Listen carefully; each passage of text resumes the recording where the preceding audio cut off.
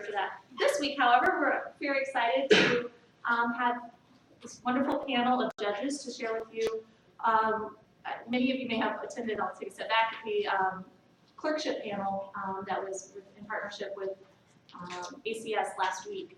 I hope it was a great experience. We encourage you, if you have questions about clerking, you can do that here, but really what the role of new attorneys and being an effective advocate and how you all can, the role that you play in addressing the access to justice gap. So we have a lot of questions lined up. Thank you for those of you who provided questions in advance. But I encourage you to ask. Everybody wants to answer the questions that you have. So please jump in if you do have a question as we go along the way. Otherwise, we go. All right. You all have their bios at your desk. If you need more, there's some other copies around the room. So we'll use that and then have the rest of the time to answer questions. But I will start off. Just a very first question is if you could each introduce yourselves and briefly share your path to judiciary. We'll start with you. Oh, I didn't even introduce you at all. I'm so sorry. We do it ourselves. Judge Chang, Judge Conlon, and Judge Kuczynski. All right, yeah, so for those of you who are PILI fellows, my legal career started out where you are. I was a PILI fellow right out of law school. I did criminal defense work at a law school clinic. And then I went off to clerk for 3 years, 2 judges. And so at long last after that, I eventually returned to Sidley Austin, which had graciously paid for my bar review and PILI fellowship. So I did return there. I practiced labor and employment law there for a couple of years. And then I went off to the U.S. Attorney's Office, where, of course, I prosecuted federal crimes. Spent 11 years there and ended up as the chief of appeals when I was nominated to the district court here by President Obama. And so now I've been on the bench, it's just speeding by. It's been 5.5 years. So January 2011 was when I took the bench. So that's the quick summary of how I got it. Okay. Hi, my name is Allison Conlon. I'm a judge on the Circuit Court of Cook County. I started practicing in 2000. I came back home to Chicago and clerked for a federal judge, Charles Kokoris, which was a terrific way to start my career. Then I worked for the city of Chicago doing constitutional and commercial litigation for a few years. After that, I moved to the private sector and was an associate and then a partner at Wildman Herald, which is no longer an existing firm in Chicago, but a wonderful place to grow up in as a litigator, and then Barnes & Thornburg. I was appointed by our Supreme Court to the Circuit Court actually a year and 6 months ago to the day. So I'm sort of a newer judge. And then I had to run for election this year and won my primary. That's why I'm here looking relaxed. I get to keep my job. And that was an experience all unto itself, racing around the county and meeting all kinds of different wonderful, interesting people. When I started as a judge, I was in traffic court, like virtually all new state court judges, at least in Cook County. I'm a much better driver because of that experience. Oh my God. I really have respect for our traffic laws in a way I may not have so much before. Then I moved to a bench trial room hearing civil cases under $30,000, which were in contract and toward, I will say, 90% of them were debt collection cases, which is a very interesting experience with a lot of interactions with self-represented litigants. After that, a year ago, I moved to a jury trial room, also for cases civil under $30,000, where I hear mainly personal injury cases, mostly soft tissue injuries, and evictions, which also gives me a lot of interaction with legal aid and self-represented litigants. Jan, I'm Aurelia Kuczynski. I'm a judge of the appellate court in the First District, which is all in Cook County. I'm one of 24 justices there. We serve in panels of 4, so there are 6 different divisions. I got there by starting making the decision to go to law school, which was a very conscious decision. I knew I wanted to go into politics because my family had been in politics. And I knew that I couldn't just be a daughter. I had to have something that my dad couldn't give me. And he couldn't give me a law degree. He couldn't give me, the ability to practice law. I had to do that on my own.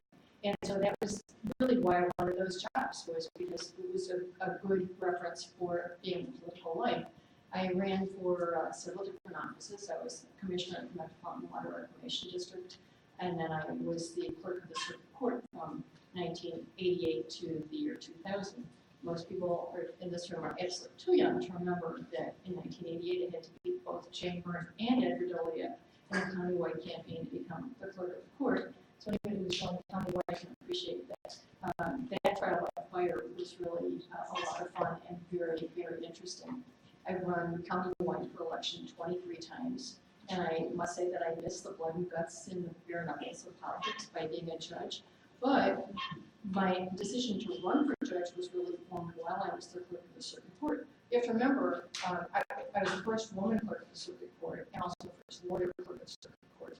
And so every day I was dealing with 410 judges. And it's a bell curve. Most of them are excellent and hardworking and try really hard to do a good job. You know, they're there every day.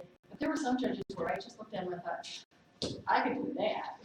And when the opportunity to run for judge, I took advantage of that, ran for a circuit court and a sub-circuit. Then 2 years later, ran for circuit court countywide. And then in 2004, I was elected to a trial judge. 2006, I was elected countywide. And in 2010, I was elected to the appellate court, which is a countywide race. I love every minute of it. We see everything. Judge Chang, you see, one minute you see a murder, the next day you see a divorce case, the next day you see a probate case. It's very, very interesting. But the thing that is most interesting to me at the appellate court level is the 700 civil litigants who appear every year in our court without representation. I'm trying very, very hard to get some pro se help desk available to our pro se civil litigants, because we see that the rules are just there. Some of them are arcane, they're very tricky, they're complicated, and I'm amazed at how many of the people who are in that process actually do have an appealable issue. They just can't figure out how to get it to us, and it just breaks my heart. So I look at those cases in a very specific way and try to figure out what it is about the system that could help them, what it is about the process that can help them. I'm grateful to the Illinois Supreme Court for their access to justice initiative, which will help, I think, a little bit. But we still need a lot of pro bono attorneys out there, especially when you stop to consider there are 1.3 million cases a year filed in Cook County alone. About 700,000 of those are traffic cases. I would say 99% of those are self-represented litigants. And Judge Conlon has told you about traffic court. You might be tempted to say traffic court, but it is this person's crisis. No matter what kind of case it is. It might not be your crisis, but it is their crisis. And so if they have a lawyer who's sort of holding their hand and guiding them through that, it's still their crisis, but at least they feel they have a sort of a guide with them. When they're on their own, they're on their own in a system that speaks a foreign language, and a system that they don't understand, and a system where nobody's telling them anything. The sheriff's usually barking at them. Hopefully the clerks are being nice to them.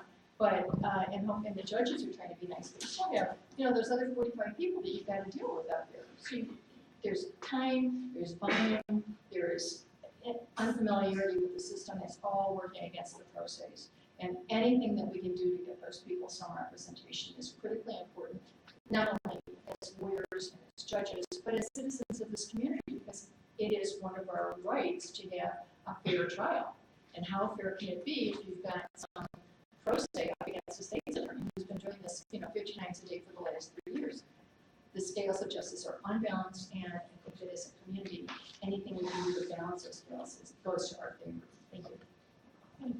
And so thank you for framing the focus on the clients and those who are self-represented or pro se litigants. Building off of your remarks, do either of the two of you have any comments about, or can you talk about pro se litigants and their impact on court proceedings when they're not represented? Well, it takes them a little bit longer. It takes the judge a little bit longer to deal with the pro se litigant, because even though you can't be their advocate, I think that you can sort of explain where you are in the process. Mr. Jones, it's your turn to answer questions. Mr. Jones, it's your turn to tell me what happened. You don't have to ask and answer yourself questions. You can just tell me in a narrative form. It takes time to do that. When you've got lawyers in front of you, it just moves very quickly. It takes time. Second, I think the other people in the courtroom see how pro se litigants are being treated, and so if they're also pro se, and something is not going well for this pro se, they're like, oh my God, I'm going to get really messed up here. This is going to be a disaster. So that increases increases the anxiety that they have, and that can't possibly be good. So it takes a little bit more time.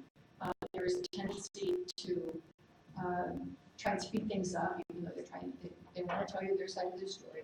So it's important for all of us to recognize that these are the people who pay our salaries. First, if you're a judge in Cook County. Second, they are citizens of this community and citizens of this great nation where democracy and free trials are guaranteed. And giving them that right has to be protected very, very vigorously. Sometimes it's harder than others, and some people are harder to deal with than others, but it is still their fundamental right, and we still have responsibility to do that. I think as Justice Buczynski touched on, I mean, people at the end of the day just want to be heard, whether it's in court, whether it's in your personal life, wherever it is. And there are studies that we learn about in our state court judge training about people's confidence in our court system. And the studies show, interestingly, that people's confidence isn't necessarily built on the results they receive from a court. It's built more on the respect they receive and the opportunity that they're given to say what's on their mind. When I was in a bench room, I could use a lot of latitude, although I had serious time constraints that were caused by the volume of my call. But I could let people talk about what they needed to talk about, because the relevancy of it can be a little looser when there's no jury involved. And I learned that if you give people a chance to say what's on their mind, that even when I ruled against them, which honestly I'll say as a new judge, I often feel really bad ruling against people. It's like an issue that I just have to sort of get over and deal with. But you don't wake up in the morning, oh, I'm going to rule against someone. You know, I mean, it's not good, right? I want everybody to feel good, you know, but that's not my job. So if you let somebody tell you what they think is important, which is usually how I frame it in a self-represented litigant trial. Nobody has a lawyer. You tell me what you think is important, remember you're under oath, and then he gets to ask you questions if he wants to, he doesn't have to. Then when you're done, he's going to tell me what he thinks is important, and you get to ask him questions if he wants. Then you get the last word, because if you start it, you finish it, and then I'm going to make a decision. And I do have confidence in these studies because I found, which is sort of anecdotally, when I give people a chance to tell me what they think is important, and I end up ruling against them, I am stunned. A lot of people say, thank you so much. And I think, oh my gosh, I just evicted you. You know, I'm sort of very brokenhearted at what brought you here. You know, I don't say this, but I'm thinking this is a very sad situation that needs resolution through me. But I really think that based on just feedback that I get with statements and body language and how people leave court, if you give people a chance to say what's on their mind, not every time, but the vast majority of times, they will leave feeling like they got a fair hearing, which is the goal, and hopefully leave with more confidence in the justice process, which is what we're there to do. Yeah, I mean, this sense of empathy really is important in a public interest practice because you will be dealing with individuals from all sorts of backgrounds, different from yourself, and you have to be in that listening mode as much as possible, as both judges here have mentioned. I'll add one anecdote to what Judge Conlon said. I had a settlement conference recently with a pro se plaintiff, and it took probably 4 hours to get the deal done. But as we went on, I just kept, just how can I help you? I just try to keep it as open-ended as possible. And it got to the point where he was taking off some of his clothing in order to show me some of the injuries he had suffered. And I said, all right, go ahead if you really want to do this. I'd be happy to look. And so I had to look at some parts of his body in order to understand the injuries he suffered. And then also there was a housing discrimination component of the case as well. And he said, the defense is showing me all these apartments because they're trying to settle by maybe giving them a different apartment, and they're terrible. And I said, all right, the next one they show you, I'll go with you. I will go, to wherever it is, and we'll visit it together. And I think that'll, make sure that the defendants are really serious about offering you, a reasonable housing accommodation. I'll go with you. And so by the very end of the settlement conference, he said, you know, Judge Chang, whatever you think I should settle for, I'll take it. And I was taken aback. Wait, you're saying whatever number I get from the defense, you will take it. And he said, absolutely. And so that is what empathy, I think, can do, if you just listen. Thank you. Justice Kuczynski already spoke about this, but if either two of you have something to add, we've talked since our orientation about building a career that really honors the highest ideals of the legal profession. And I wondered if, from your perspective, what it is about that special responsibility placed on lawyers to provide public service, and why it's important for our community. Well, I think obviously it's important to our community because there are so many people that need help. And if they're falling through the cracks somehow, then that's not right. There are 49,000 attorneys in Cook County. So, you know, sort of training levels, and you also have specialty levels, but really every attorney who specializes in divorce just took one pro se divorce. Every attorney who specializes in landlord tenant just took one pro se landlord tenant. A lot of these cases would be resolved, and a lot of these people would feel that they actually got some competent, effective assistance. There are some people, I think we need to understand, there are some people who are more difficult to help. They fight you the whole way. And some people who are just ordinary or obnoxious, but that is really the minority. That's the minimum. Most people are just so glad it's just common sense.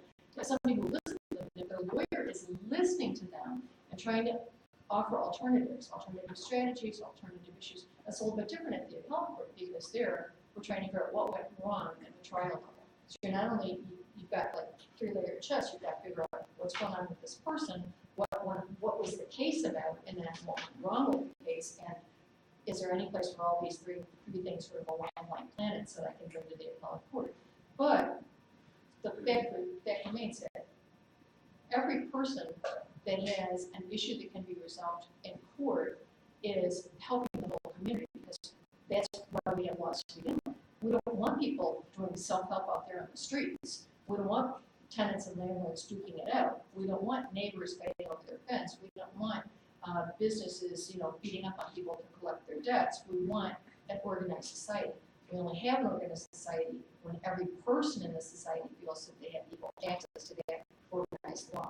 And so lawyers, 49,000 in Cook County alone, have this wonderful opportunity not only to help the people that need the help, but you get something out of it. When you see that you have actually helped somebody, it's very, very rewarding. It's like, wow, this is great. Now, I feel good about my profession. I feel good about me, and I feel good about being able to sort of,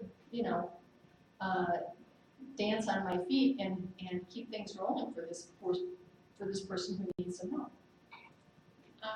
I recently learned that in our rules of professional conduct for lawyers, in the preamble, it describes lawyers as not only representatives of clients, but also officers of the legal system and public citizens having special responsibility for the quality of justice, which is a pretty big responsibility, right?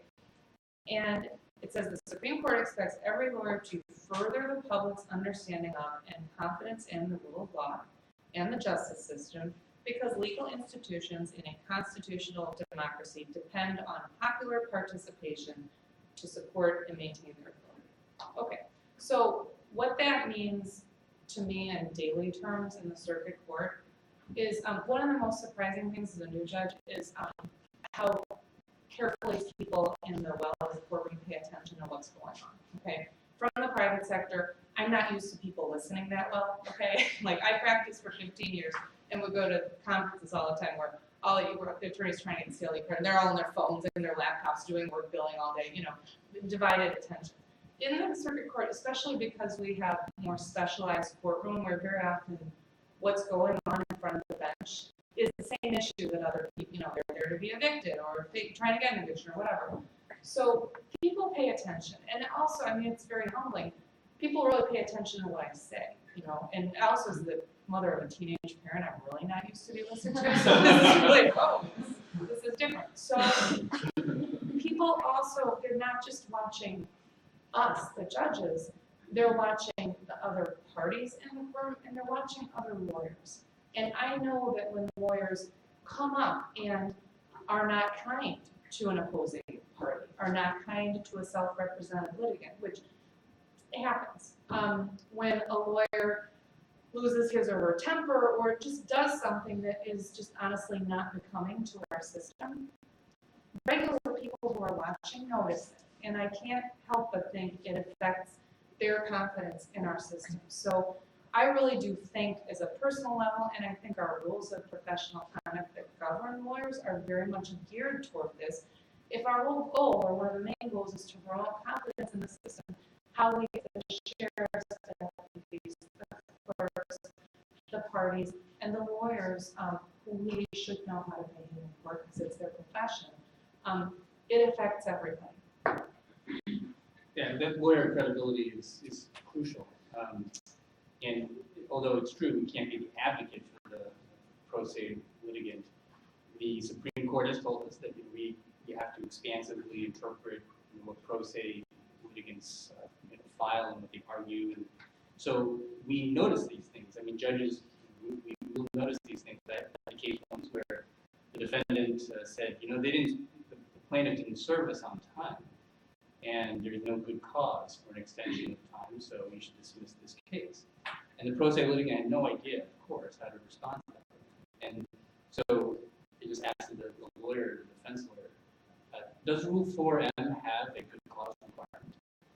And she knew darn well it did not, and she said, no, I guess it doesn't. So do I need good cause to extend the time? No, you don't.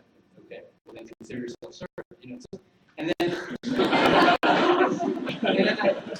I've got my laptop on the bench, and I make a little note. I will make a note about that lawyer. So the next time that the notes pop up on that case, I will, if I didn't remember, which I did anyway, but I know that, I'll put little notes like stubborn. But it's like that Seinfeld episode when the doctor makes a note in Elaine Dennis's, she's just chasing for medical records, trying to get rid of the doctor's note. And the same thing with judges and lawyers. I've got this note now. So that credibility is really very important. Thanks. Can you talk about the role of the judiciary in promoting pro bono legal services? I know we've answered that, but if there are any specific things or ways in which you see the role of judge in doing it?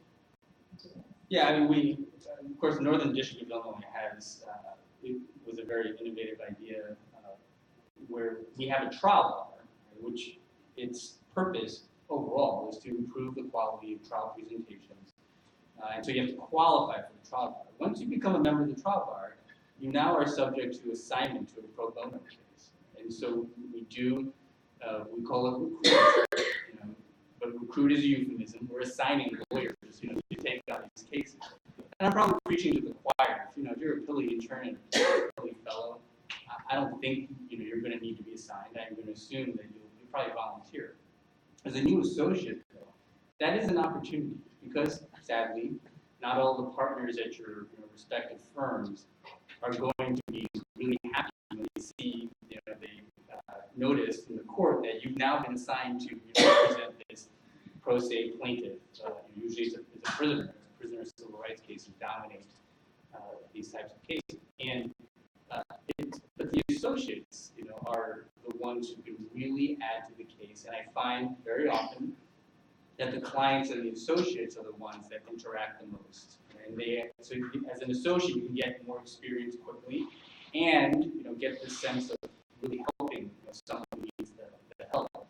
And so very often it ends up that the partner really ever shows up anymore, and it's the associate doing the lion's share of the work, which is perfectly fine.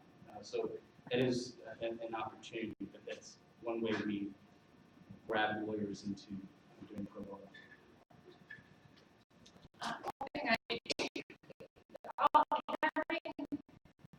trials that involve two self-represented litigants, at least for me, it's been less of an issue than I expected them to be. I think people are pretty great at putting forth their own issues as long as they're given the space and kind of the rules of engagement I need to do it.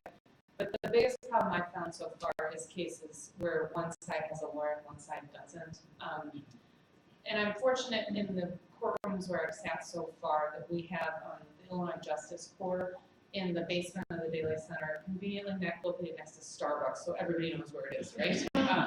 And I can give people a yellow ticket and they can go there, and it shows the folks at the Justice Court that the judge has referred them there, and that it's a very one-sided situation, because I haven't yet seen where a self-represented litigant has adequately been able to defend or prosecute against a lawyer. Maybe I will, but I'm not really holding out a lot of hope in that, right?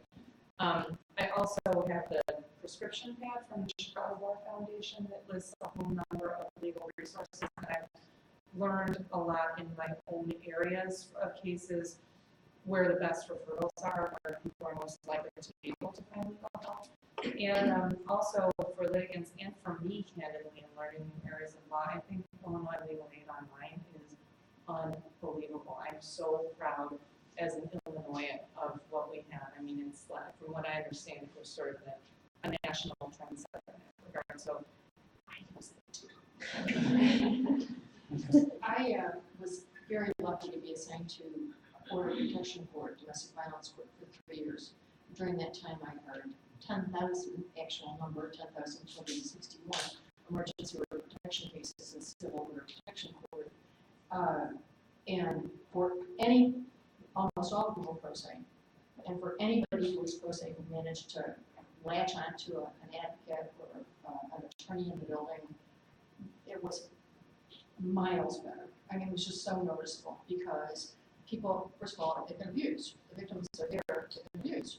Second, they're nervous. Third, they don't know what's going on in the system. Nobody really, there's no real way to expect what's going to happen.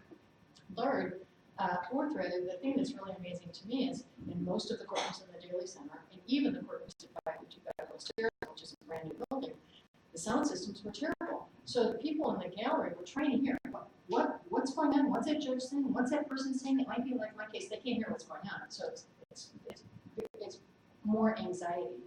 But I can absolutely say without qualification that the cases where there was an advocate or an attorney from a legal services organization assisting a victim, those cases were made a much better record.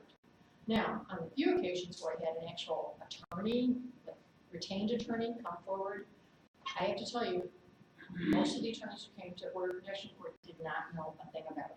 They might have been divorce attorneys, they could have been real estate attorneys, I don't know where these people came from, but they didn't know how to make a case, they didn't know how to make the record. So I finally got so frustrated with it, I wrote up all these questions, and I would just hand it over and hope that the attorney had enough sense to just start reading the questions, and not say, on the record with the court reporter there, oh, what are you handing me, Your Honor? Why are you handing me that? Because I just wanted people to have the record.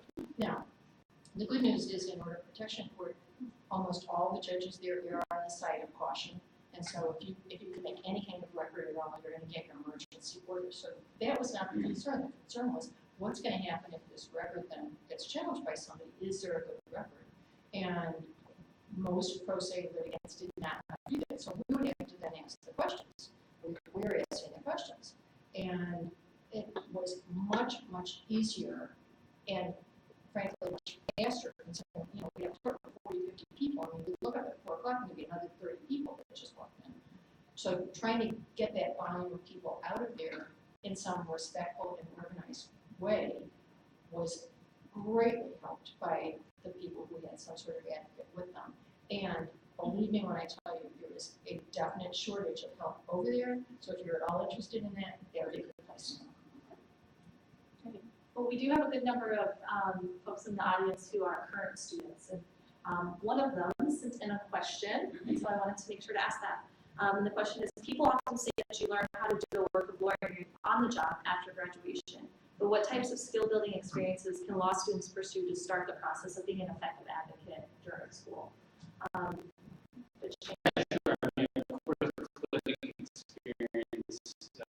Is very helpful.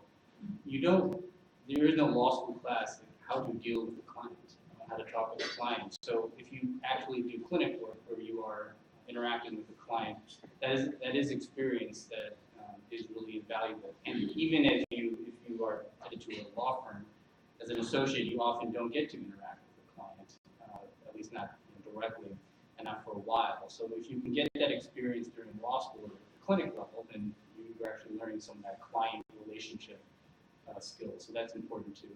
I think moot courts are generally helpful. It is helpful to have actual judges practicing in front of them and getting their feedback. Participating in moot courts is another way. I would say any kind of volunteer experience, just to get you used to dealing with all different kinds of people from all different kinds of background would be good.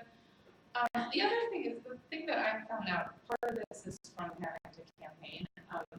It's interesting, I've met so many people, I've probably quadrupled the number of people I know in the world in the last year. Okay, like just they're coming out of the woodwork, right? And I've met a number of young people at events, and a few of them would just say, could I ever come watch court one day? I was like, absolutely. And let me tell you, it's really endearing to have somebody who's young and excited and enthusiastic and curious just come sit with you. And honestly, the feedback is really interesting, like the way some of these students, we have high schoolers, college kids, and law students come.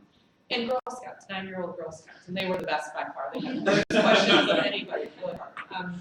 But their feedback, just gives you a different perspective of what's going on in your room. So I would just say, ask people. And I mean, the worst somebody's going to do is say no, but I think they're going to really feel like it's a compliment. Could I come watch you or watch what you do? You could do it to a lawyer, a judge, somebody, and I think they're going to say yes, and I think it'll be an enriching thing, and it might be the beginning of a long-term friendship.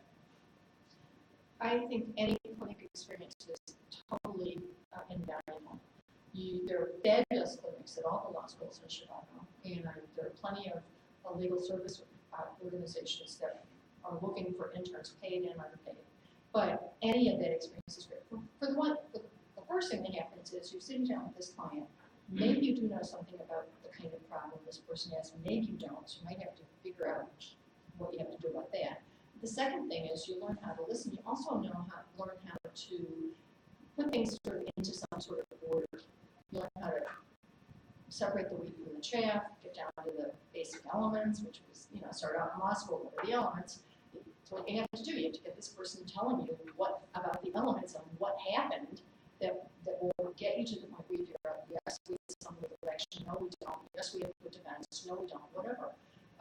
But it helps you hone those skills, and you can get that quicker, faster, and better by being in a clinic experience than any place else, because there are other lawyers around, there are supervisors around, there are helpers around, there are people who've already been there and know what you're facing, and you have that sense of community where you can turn to somebody and say, now what? And somebody will help you figure it out.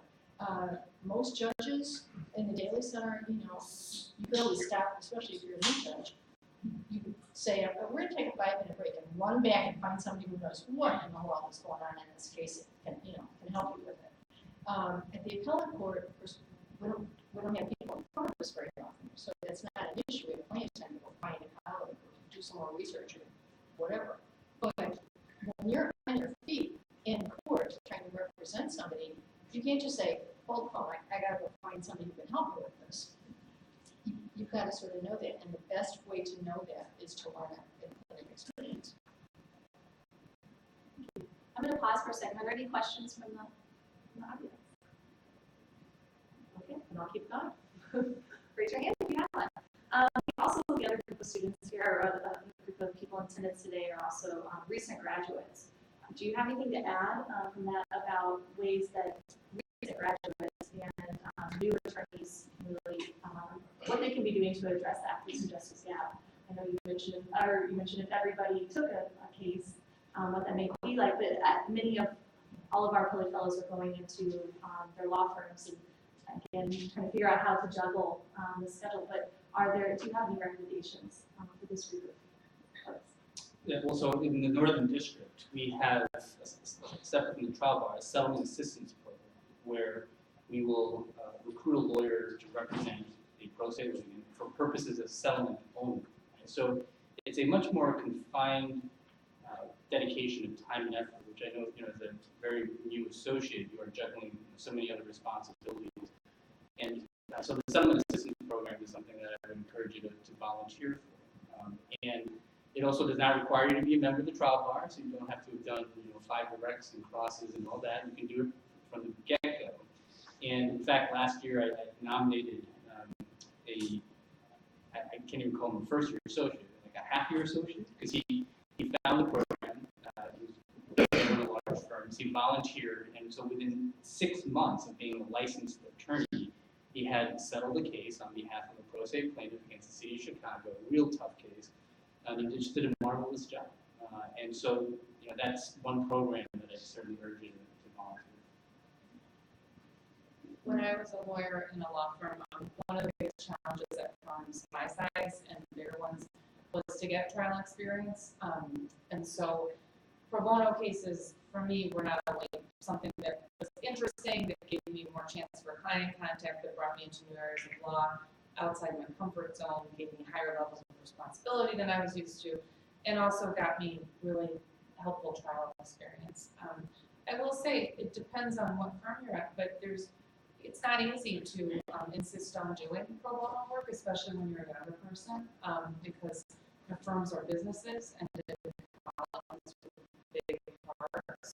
But if I got too deep in a pro bono case, it started becoming a problem. So another thing I would say is just be act with conviction. If pro bono is something that you want to do, and it is, I think this is a fairly like-minded room here.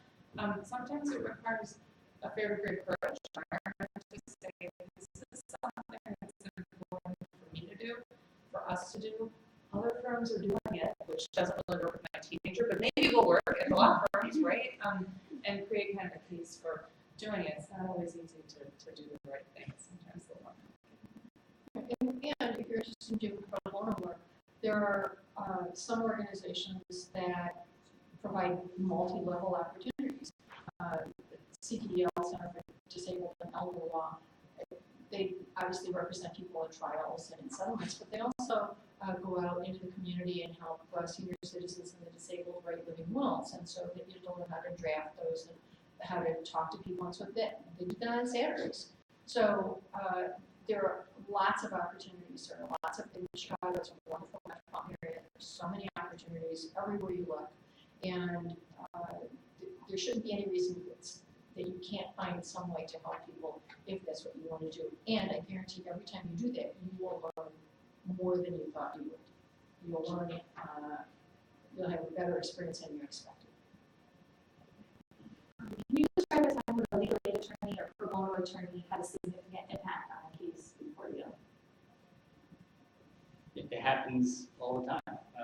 I'll just give you one example. A couple of years ago, a pro se prisoner who I recruited an attorney for, and he went all out in discovery, deposing many prison guards.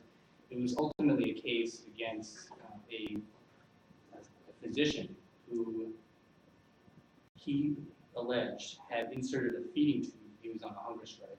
A feeding tube, but it was pepper spray. And so it burned his mouth and throat. And he kept trying to tell him this, and the doctor kept trying to insert this feeding tube. And so there was a case initially against the guards who held him down, and as well as his physician. The guards settled pretty quickly because the plaintiff's lawyer found in discovery a video of the cell extraction, and it was not a pretty picture. And so the Illinois Department of Corrections actually settled very promptly. But this doctor just kept fighting and fighting, saying, I didn't know how to get the tube down and stop. And there was no video. We had to go to trial. And so this lawyer put all this time into discovery, into pre-trial preparation, and he got one guard to admit that the doctor tried about a dozen times. And the jury just, of course, latched onto that, and he won a substantial award, punitive damages. And so it made all the difference in the world to Mr. Williams, who had undergone this essentially torture. So yeah, and this is one example of the many times that pro bono lawyers have really made the case. One of the areas that I cover in learning is evictions, and some of them involve public housing, partially or fully subsidized, and I have a lot of for-cause evictions, so not rent issues, but more conduct issues that are very heavily regulated by PUD. The regulations are hard, they're dense, they're voluminous, and there's a very talented landlords bar that usually represents the public housing entity, and a very, very talented legal aid bar that defends the tenants. And it would be very hard for me as a judge to do my job without full sets of attorneys, and I am confident in saying that if the tenants did not have, I don't see how they would ever be able to put up any kind of defense or even be able to understand what the charges were against them. So I see these lawyers on a daily basis, and am very grateful, and both sides do an excellent job. And I'm grateful for the legal aid, because for those tenants, I mean, public housing is truly a last stop. For them, the next stop is the street. So it's really an important issue. I'll just repeat, I saw thousands of cases where having an advocate or an attorney really made a difference for a pro se litigant in order protection case. And I later went to the county division, which was property taxes, adoptions, and elections, sort of a combination of statutory cases that were lumped together because they didn't want to fit anyplace else. And very often in the property tax cases, you understand people don't pay their taxes, and then their property ultimately gets sold. There's a whole bunch of, whole process to go through. It has to be perfect. And very often the pro se litigants really, they were up against experienced attorneys. They really had a hard time. There was no real organized bar assistance for those people. Sometimes if they were senior citizens, we get the public guardian to step in and represent them, at least to try and figure out what to do. But what I saw in that particular call was more an absence of help and a crying need for it, just as I do at the appellate court with their civil litigants. And so, there's a definite void that I wish could be filled, and that void really works. Yeah. Quick question. How do you decide which cases to try to recruit for? I'm sure there are a lot when you can't do that. Yeah, the federal statute requires that defining that the litigant cannot competently litigate the case himself or herself, which is really almost every, and of course they have to be indigent. And that is one of the other struggles that we have is there are some middle income and maybe even closer to upper income litigants who they still can't afford an attorney, given what those are, what hourly rates are. But they're also not indigent, and so they're kind of caught in between. But for an indigent litigant, it's just can they competently represent themselves, and that does turn out to be Yeah, in my old bench room, I just gave people either that yellow ticket or the prescription pad. And I mean, if I had a wish list I rarely saw consumer lawyers for defendants in debt collection cases. The bar seemed much more active when something got into the post-judgment phase, but I mean, pre-judgment, there are things people can do, and so that would be on my personal wish list. So in the jury room, I'm a lot more concerned if we're going to have a jury trial with somebody who's represented and somebody who's not. So, and I'm still, I've been doing this for a year, so I'm still on the new side. I haven't had that many trials come up where it's been one lawyer, one self-represented. I did for one young man, I wrote him an order that basically including language that I strongly urged him to go see the Illinois Judge.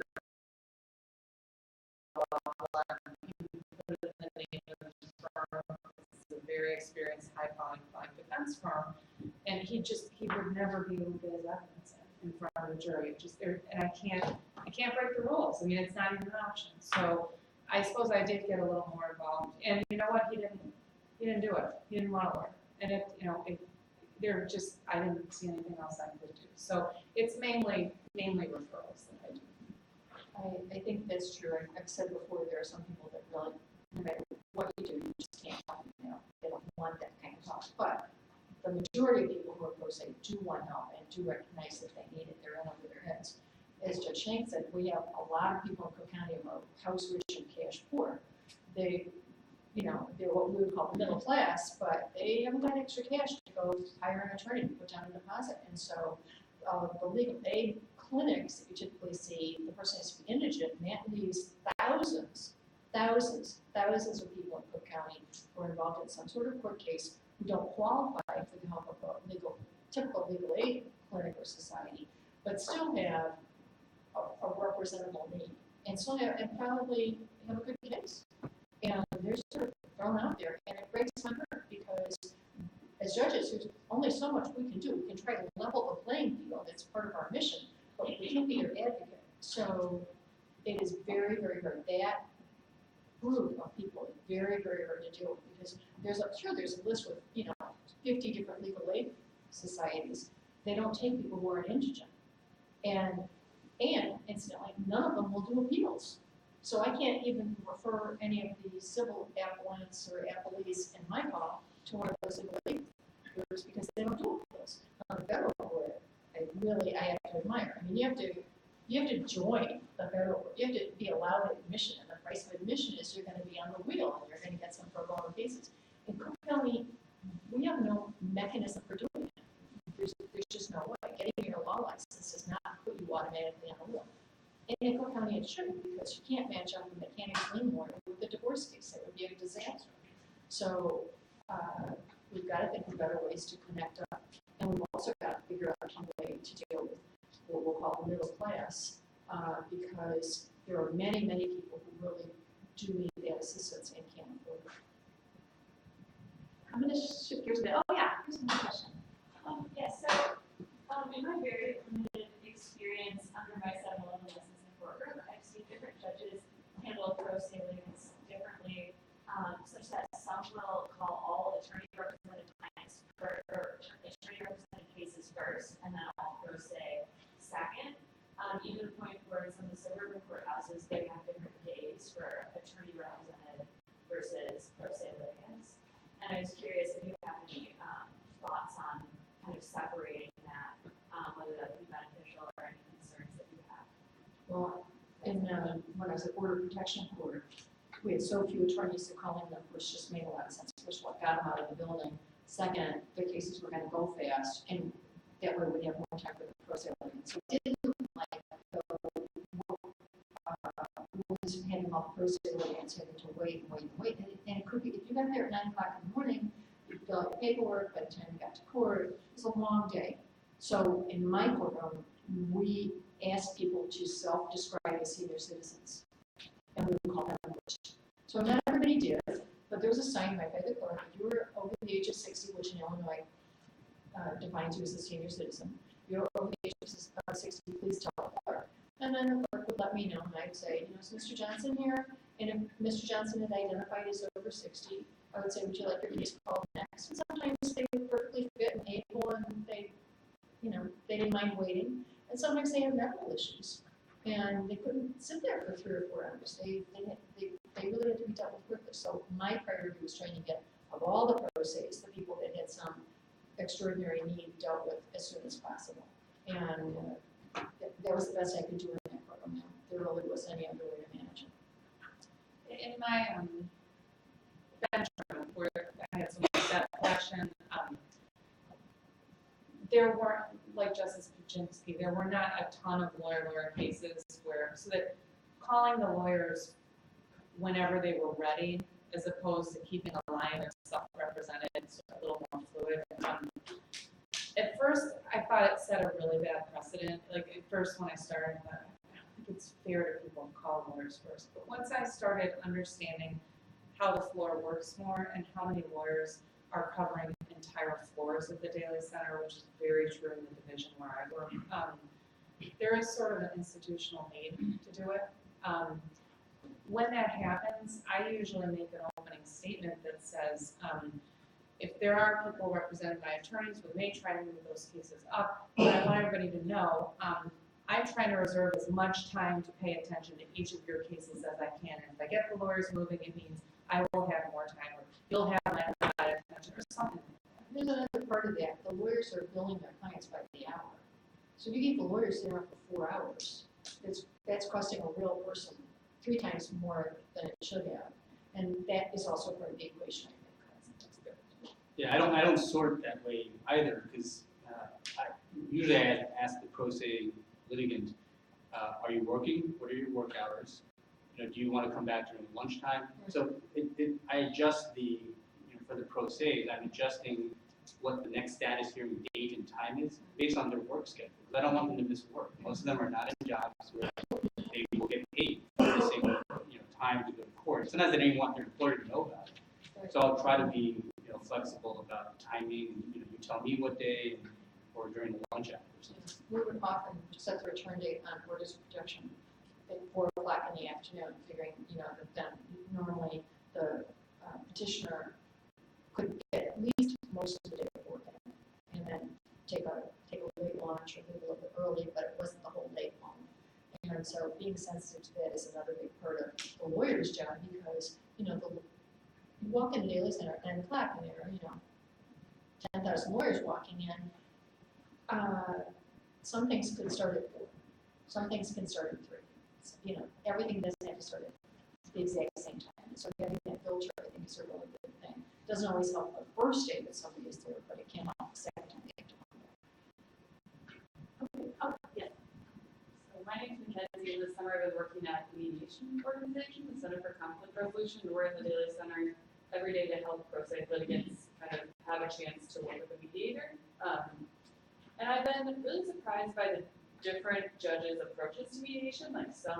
We have a judge that loves mediation. Anytime with pro se litigants, he wants them to go in front of a mediator. So like you're saying, we have a chance to tell their story, which is a lot of times just what they want is someone to listen, and the mediator has more time than the judge. And a lot of other judges will never give a case, even though it's pro se litigants or it's a pro se against an attorney. I'm surprised by the different judges' reactions. I don't know if you could maybe give some insight into how judges view mediation, especially with pro se litigants, and maybe why some would prefer it and why some might find it not effective.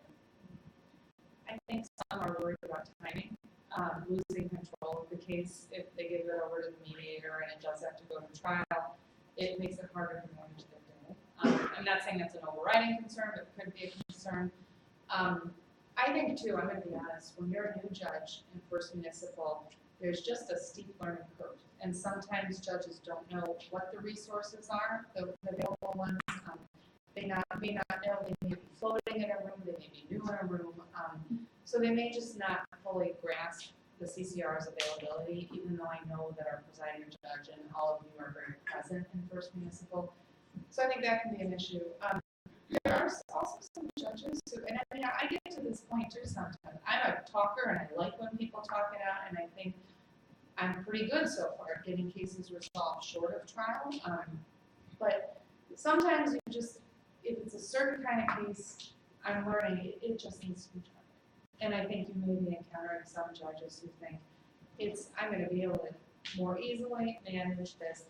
And also, I work in the early morning flexible pro se calls, this long name, in First Municipal who work can come to us at 8 a.m. or 5 p.m. on Wednesdays and Thursdays to a flexible call so that they don't have to miss work, okay, kind of along the lines of what my colleagues have said. One guy was the best friend, $2,000, and the best friend only paid back $1,000. And they went to trial in the middle, the best friend, the defendant, started to cry. He's like, I didn't pay him more.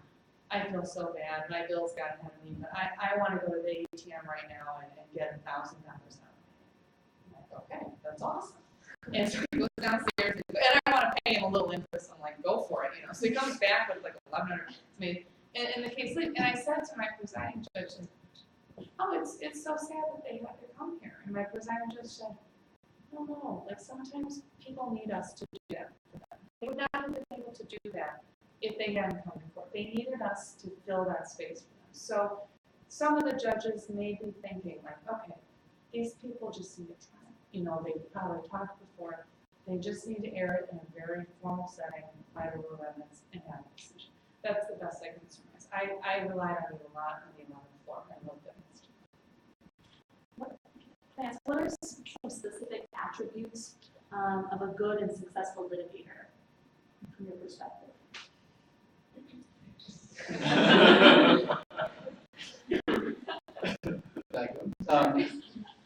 Well, all right, so this is very abstract and I'll try to be concrete. Be reasonable. And what I mean by that is very specific.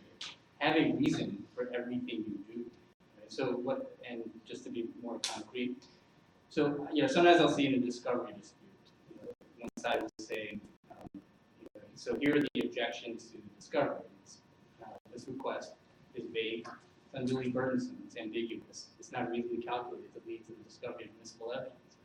And it's the same set of objections for every single request. And then I'll ask the lawyer during the motion hearing, so what is vague about the word personnel file? Well, I guess that's not that vague. So then why don't you put it down there? Well, it's in my template. It's like it's in a macro. Well, then you have no reason to put that in there. Okay, so just have a reason for everything you do, and be able to explain it, to a judge during a hearing. So just be reasonable. Judge Conlon. I think being super prepared is really helpful, and I think that's something that the youngest lawyers do so well. Because if nothing else, you're nervous and you don't know what to expect, and you over-prepare and overanalyze.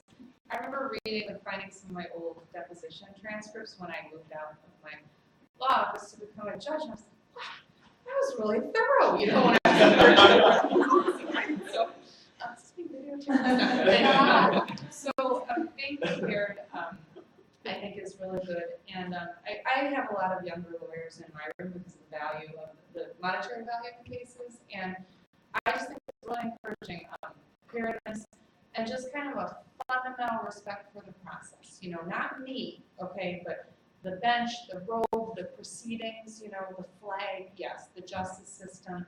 And it's nice to see young people come in when we're sort of becoming a more and more informal society, and just seeing people who have a true belief and sort of vigor for our system. So I think, taking it seriously, being super prepared, and kind of respect for the whole process are really fundamental traits. I think respect for your client and respect for the other attorneys is important. You're their advocate. You're also their counselor. You're supposed to be explaining to them what the situation is, but you're also supposed to be on their side. That doesn't mean that you have to beat up on the other lawyer or be disrespectful to the other lawyer or be obnoxious. And sometimes your passion can just overrule their good sense. So trying to keep that passion for justice and passion for the law in balance with passion for their different personalities in the courtroom. The other attorney might be obnoxious to you. You don't have to respond in kind. Although I will tell you one funny story. When I first started, I graduated from law school in 1975. That's before most of your parents were born. And my very first case, I'm short, I'm standing next to this 6'4" giant lawyer who knew what he was doing. I had no clue. And he was bullying me. And the judge leaned over and said, "Now, counsel, there is no reason to bully the little lady." And I was like, I didn't want that to happen. But it does happen. You do get bullied sometimes by opposing counsel. Don't take it personally. It's maybe his personality, her personality, it may be the way they think they're going to win. As a judge, I can tell you, it never impresses me, and I usually tell people, I'm not impressed by that. You can cut that now. But, I think it's important to respect not only the process, but also the people that you're with. Yeah, that stability point, it really is distracting when the parties are uncivil to each other. And so, and it really is impressive when one side takes the high road. And I will say that during motion hearings, and that you respond professionally, and you did not. There are also sometimes I get the sense that in federal court, the lawyers think, well, what are the chances I'm going to get before Judge Chang again? I don't have that many cases in the Northern District, and then There's 30 district judges, so what are the chances? And so to manage that, there are times where I've ordered lawyers after they've done something incivil to someone else, and I'll write an order and I'll say, now you have to show this to your client, that it's not helping your cause, it's not helping your client, and then I'd like the client to certify and file on the docket that they have read this order. And so then they get the message very quickly, like, oh, this is going to hurt me with my client.